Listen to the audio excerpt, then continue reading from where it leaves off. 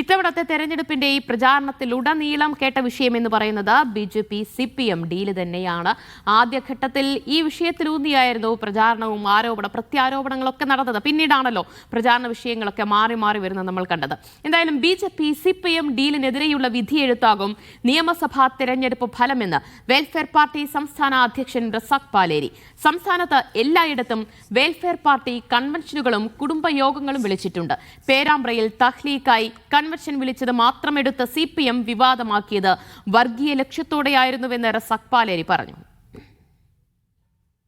Welfare party സംസ്ഥാന president Razak പാലേരിയാണ് നമ്മോടൊപ്പം ചേരുന്നത്. ഇതിപ്പോൾ മെയ് 4-ാണ് റിസൾട്ട് അറിയുന്നത്. എന്താണ് പ്രതീക്ഷിക്കുന്നത്? കേരളത്തിൽ എന്ത് വിധിയെഴുത്തുണ്ടാവുക?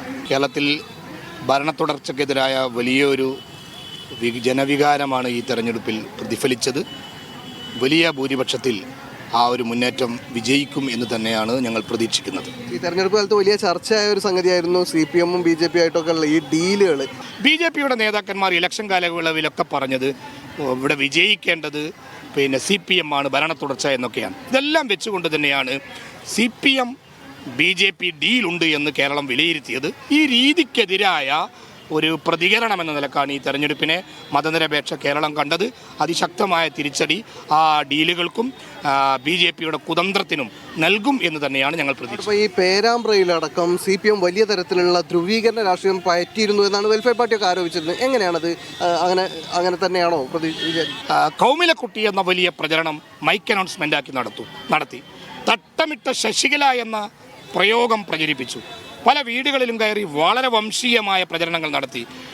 ആ മണ്ഡലത്തിൽ ഈ സ്ഥാനാർത്ഥി ജയിച്ചാൽ ഹിന്ദുക്കൾക്ക് ജീവിക്കാൻ കഴിയാത്ത സാഹചര്യമുണ്ടാകുമെന്ന് വരെ പ്രചരണങ്ങൾ നടത്തി. എന്തിനാണ് ഈ പ്രചരണം നടത്തുന്നത്? അത് നിങ്ങൾ ആലോചിച്ച് നോക്കൂ. 1950 കോടി രൂപയുടെ വികസനം നടത്തിയിട്ടുണ്ട് എന്നാണ് അവിടുത്തെ സ്ഥാനാർത്ഥി TP രാമകൃഷ്ണൻ അവകാശപ്പെടുന്നത്.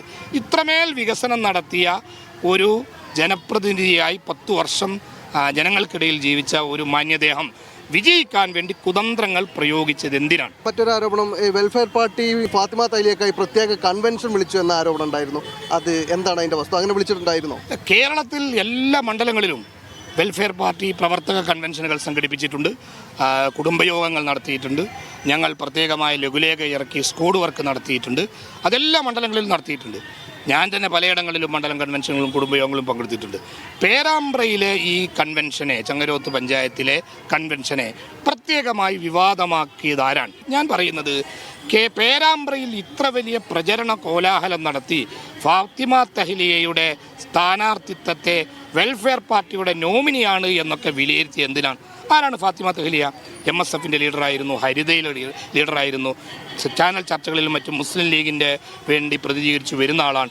ഇതെല്ലാം ആയിരിക്കെ തന്നെ ഒരു കാൻഡിഡേറ്റിനെ അങ്ങനെ അവതരിപ്പിക്കുന്നത് എന്തിനു വേണ്ടിയാണ്? അഥവാ തെരഞ്ഞെടുപ്പിൽ വോട്ട് കിട്ടാൻ വംശീയ പ്രചരണങ്ങൾ കൊണ്ട് മാത്രമേ കഴിയുകയുള്ളൂ, എതിർ സ്ഥാനാർത്ഥിയുടെ മതം പറഞ്ഞാലേ കഴിയുകയുള്ളൂ എന്ന അവസ്ഥ BJP-യുടെ നരേറ്റീവാണ്. ആ നരേറ്റീവിനെ CPM-ഉം ഇടതുപക്ഷവും ഏറ്റെടുത്തു എന്നതാണ് പേരാമ്പ്രയിൽ സവിശേഷമായി കണ്ടത്. അത് വിജയിക്കാൻ പോകുന്നില്ല. അതൊരിക്കലും കേരളത്തിൽ ഒരിടത്തും നടക്കരുത് എന്ന് തന്നെയാണ് വെൽഫെയർ പാർട്ടിയുടെ അഭിപ്രായം.